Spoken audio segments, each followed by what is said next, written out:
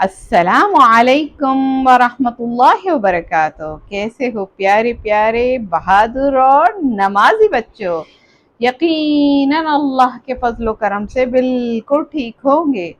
آج کی کہانی شروع کرنے سے پہلے ہمیشہ کی طرح دعا کرتے ہیں، یا اللہ ہمارے لیے آسانیاں پیدا کر دے اور ہم دوسروں کے لیے آسانیاں بانٹنے والے ہوں۔ اللہ ہمیں ہر دن کی خیر و برکتیں سمیٹنے والا بنا، آمین۔ آج کی کہانی کا عنوان ہے وفاداری۔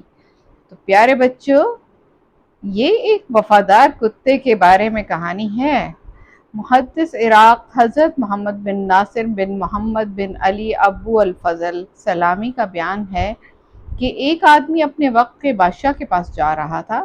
اس کے ساتھ آرمینیا کا سردار بھی اپنے گھر جا رہا تھا۔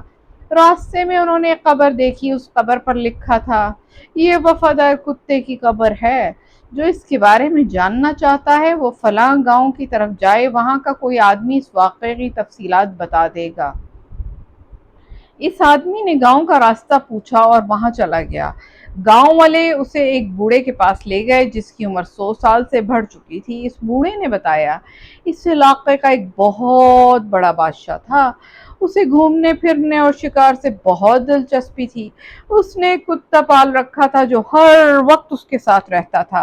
ایک دن بادشاہ سیر کے لیے گیا اور اس نے اپنے کسی غلام کو حکم دیا کہ باورچی سے کہو ہمارے لیے دودھ کی کھیر تیار رکھے، مجھے اس کی شدید خواہش ہے، خوب اچھی طرح پکانے کا حکم دینا۔ یہ کہہ کر بادشاہ سیر کے لیے چلا گیا۔ بادشاہ کے حکم کے مطابق باورچی نے دودھ کی کھیر تیار کی، لیکن اس برتن پر ڈھکنا رکھنا بھول گیا اور دوسری چیزیں تیار کرنے میں مشغول ہو گیا۔ اسی دوران کسی دیوار کے سوراخ سے ایک بہت بڑا اژدہا نکلا۔ اس نے کھانے میں منہ ڈال کر پیا اور اپنا زہر اس کھیر میں گرا دیا۔ ایک اپاہج لونڈی جو گونگی تھی وہیں بیٹھی یہ سب منظر دیکھ رہی تھی۔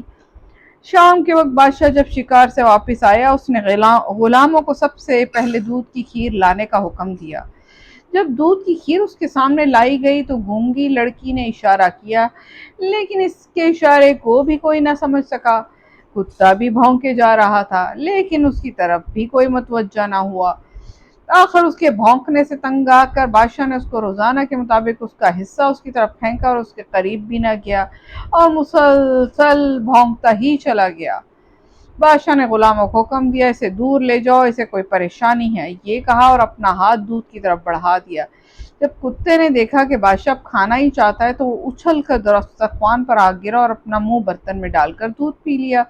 دودھ پیتے ہی وہ فوراً مر گیا اور اس کا گوشت جھڑ گیا۔ بادشاہ کتے کی اس کارروائی پر بہت حیران تھا۔ گونگی لڑکی نے انہیں اشارے سے سمجھایا تو انہیں واقعے کی حقیقت معلوم ہوئی۔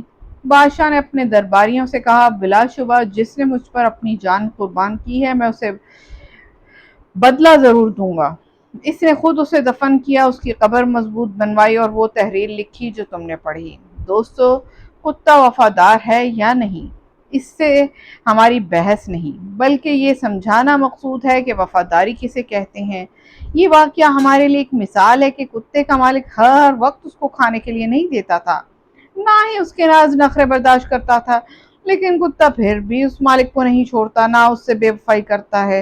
اور ہمارا مالک اللہ تعالیٰ ہے جو 24 گھنٹے ہمیں طرح طرح کی نعمتوں سے نوازتا ہے اور مستقل بچپن سے بڑھاپے تک ہماری روزی کا ذمہ اسی نے لیا ہے، اور وہ اپنے اس معاملے میں کوتاہی نہیں کرتا۔ لیکن ہمارا معاملہ اپنے مالک کے ساتھ کتے کے الٹ ہے۔ ہم تو 24 گھنٹوں میں نہ جانے کتنی مرتبہ اس مالک کی نافرمانی کرتے ہیں اور اس کے در کے سوا دوسروں کی طرف نگاہ کرتے ہیں۔ ہم خود فیصلہ کریں کہ وفاداری میں بہتر کون ہے۔ تو پیارے بچوں، بات تو سمجھنے کی ہے اور یقیناً آپ کو سمجھ بھی آ گئی ہوگی۔ کل پھر ملیں گے انشاءاللہ ایک نئی کہانی کے ساتھ۔ السلام علیکم ورحمۃ اللہ وبرکاتہ۔ پیارے بچوں، آپ نے وفاداری کہانی سنی، کیا آپ ان سوالوں کے جواب دے سکتے ہیں؟ سوال نمبر 1، راستے میں آنے والی قبر کے اوپر کیا لکھا تھا؟ آپشن نمبر 1، وفادار غلام کی قبر۔ آپشن نمبر 2، وفادار کتے کی قبر۔ سوال نمبر 2، زہریلی کھیر کھانے پر کون مر گیا؟ آپشن نمبر 1، سانپ۔ آپشن نمبر 2، بلی۔ آپشن نمبر 3، کتا۔